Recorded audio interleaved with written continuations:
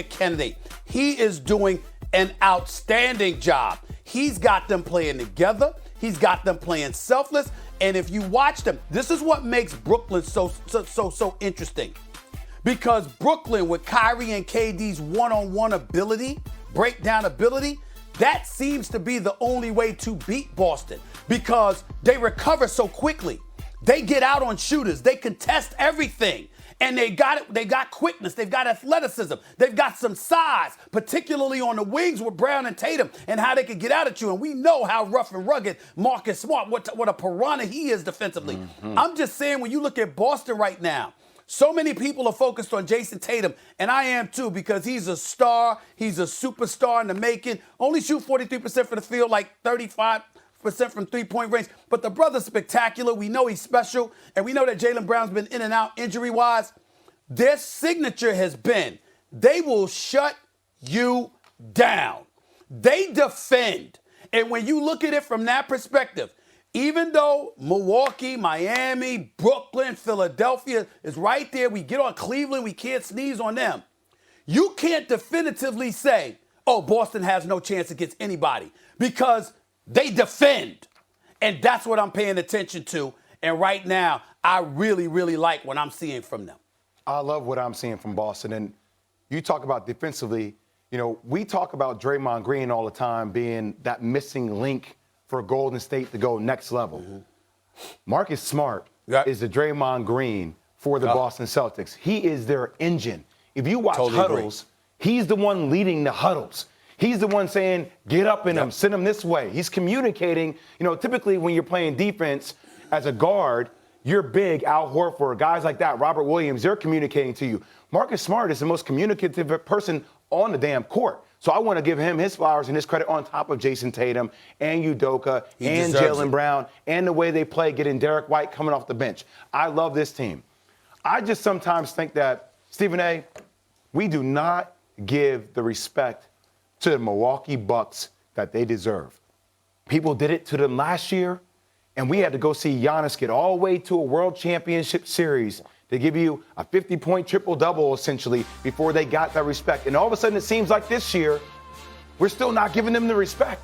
And I don't know what we're missing with the team. If that's Chris Middleton the other night going off for a huge game, Giannis being in the MVP conversation, I know it may not be to the same degree that Joel Embiid or Jokic or what Ja Morant is doing, right, or DeMar DeRozan in Chicago, but all of a sudden it's like we don't look at Milwaukee anymore like they actually matter.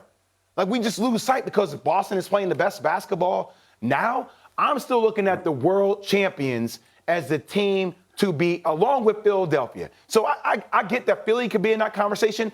I can't put Brooklyn in that conversation because I don't know who Brooklyn's going to be at full strength, but I know I can give my respect and my praise to the team that won a world championship last year. Well, my response to you would be you need to watch First Take more because I've spoken on Milwaukee many, many times, and I understand that they're arguably one of the teams to beat. Here's the thing that you got to appreciate. See, sometimes when you're a champion, you lose sight of how people talk about you and how people feel about you because they don't say much. And I'm not surprised you miss it because you're a champion, and so you're not paying attention to those that's on the come up, because you're at the top of the heap. We'll see you when it's time. That's the champion's mentality, and you can tell me if I'm wrong if you want to, but I'm right about that. A champion like yourself, it's like we here. We ain't worried about nobody else. We ain't worried about it. We'll see you when you get here. But the same thing applies to the fans. Like, for example, they beat Phoenix this past Sunday, right? Mm-hmm. Middleton drops 44. He's been struggling all year. He dropped 44, all right? Drew Holiday, we know how he can defend. Everybody's sleeping on the fact that the brother averaging over 20 and hitting better than 50% from the field and 40% from three-point range. The brother been balling.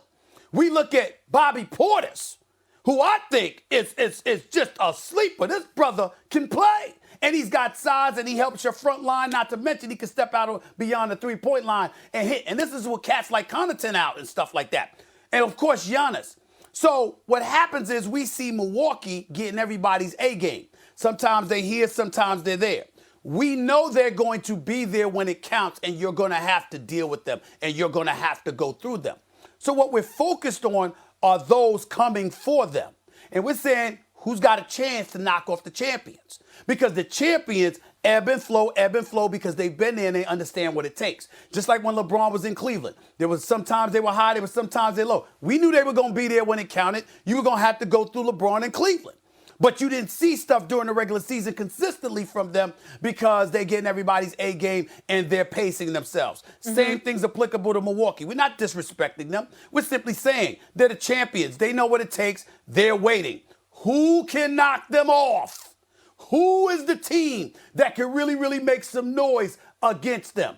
And when I look at Boston, all I'm saying is Boston's on the outside of the four looking in. They're the bottom four, not top four. But I look at them as a team that can knock off anybody in the top four because of how they defend. Yeah. That's what I'm saying. And that can't be ignored. I just think during the regular season is one thing.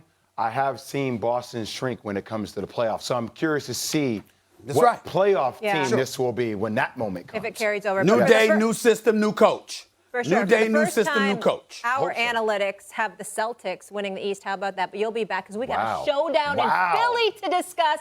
Kyrie playing, Jay. We'll get into that in just a minute. Jay will be right back. Let's get into some football. We'll bring in Tim Hassel back. Carson Wentz is now a Washington Commander. Carson traded after one season with the Colts for a package around draft picks. Wentz must be happy to be back in the NFC East, right, where he played for the Eagles the first 5 years of his career, and it could be a comfortable return.